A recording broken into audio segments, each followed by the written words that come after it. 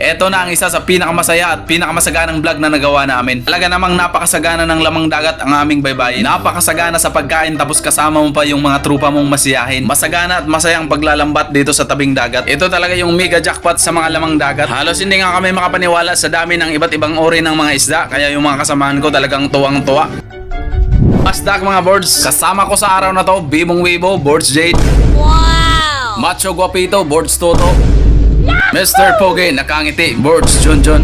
Ang pantasya ng bayan, Boards Binig. Wow! Ang pinagtitilian ng mga kababaihan, Boards Andro. At ang pinaka-cute sa lahat na pang model, Boards Rodel. Wow! And yours truly, Mr. Suave.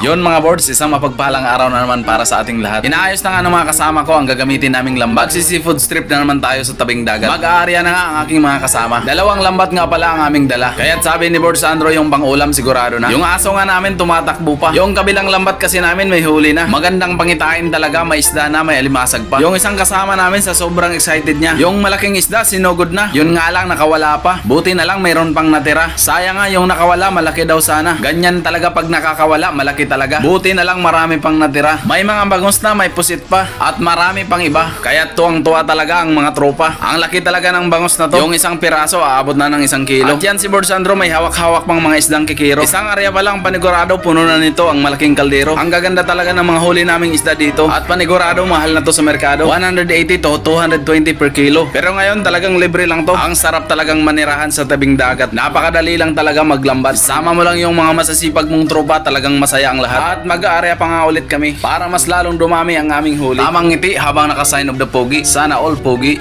At paghilangan namin ng lambat, nangingitim. Yung tinta pala ng pusit, sobrang itim. Kala ko nga ang dami na nanghuli namin dito. Pusit lang pala na 2 piraso. Kaya't lumipat na naman kami ng pwesto. At sabi ng mga kasama ko, sigurado na dito. Isang hatak lang ng lambat, sigurado 5 kilo. Kaya't nung palapit na yung lambat, yung mga kasama ko nagkagulo. Mega jackpot daw talaga to. Ayun, ang dami, namumuti boards. Yun! Dami boards!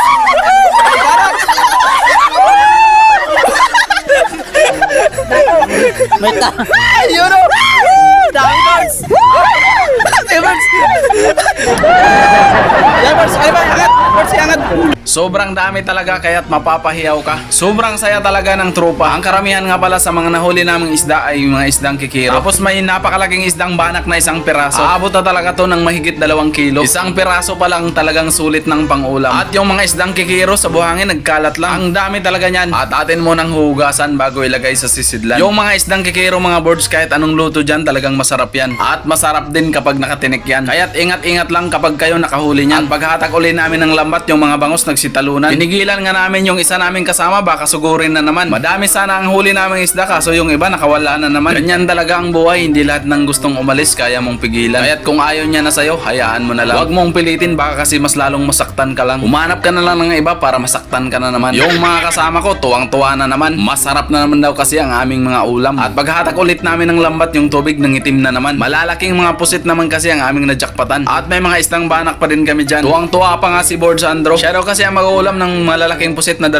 piraso. At napasayaw pa nga sa tuwa yung isang kasama ko. Namangha daw talaga siya at naninibago. Dito kasi sa aming lugar, sa mababaw lang, makakahuli ka na ng mga isdang to. Wala daw kasi to sa Iloilo. Makakahuli ka lang daw talaga nito sa merkado pag hindi nakabantay yung tindero. At ito na lahat mga boards, ang uhuli naming mga isda. Kung gusto nyo mag-ulam nito, comment lang kayo sa baba. Padadalahan namin kayo kahit dyan pa kayo nakatira sa Maynila o ibang bansa. Basta ipadala mo muna yung bayad bago namin ipadala sa iyo yung isda. At syempre, menu natin for today's video, sinugba, kinilaw at saka tinula. At syempre dito rin tayo magluluto sa may pinakamagandang view. Diyan nga pala sa bandang likuran, river view. Tapos sa harapan naman, ocean view. O diba, kompleto. Tapos masarap pa yung uulamin mo. Talagang napakaganda ng view. Tapos may mga tanim pa silang gulay dito. Lahat ng gulay sa Kandang Bahay Kubo, matatagpuan mo na dito. Yung mga huli nga pala naming isda, lilinisan na ng mga kasamahan ko. Tapos magsasaing tayo ng bigas na 2 kaldero para busog-lusog sigurado. Tapos may spices at ingredients tayo na 1 plato. At simulan na nating magluto gamit yung panggatong na kahoy. Kakaibang panggatong kusang umaapoy. At At may mga fans pa palang dumaan dyan kaya binigyan na namin ng pangulam. At umalis din sila agad, di man lang nagpaalam. Yung ex mong biglang nawala lang. Sumama talaga yun sa iba, di mo lang alam.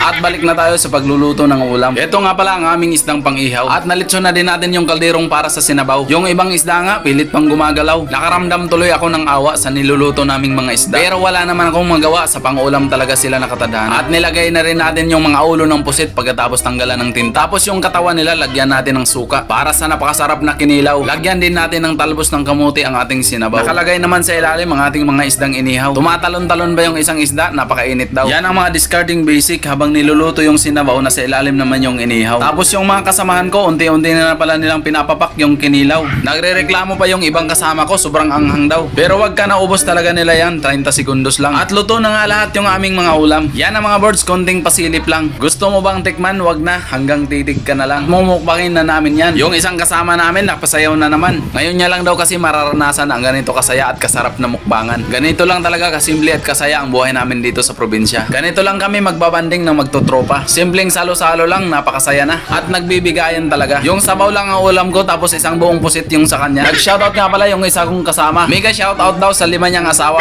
Sobrang nakakatuwa talaga, parang fiesta. Kaya't maraming salamat talaga Panginoon sa mga pagkaing pinagsasaluhan namin ngayon.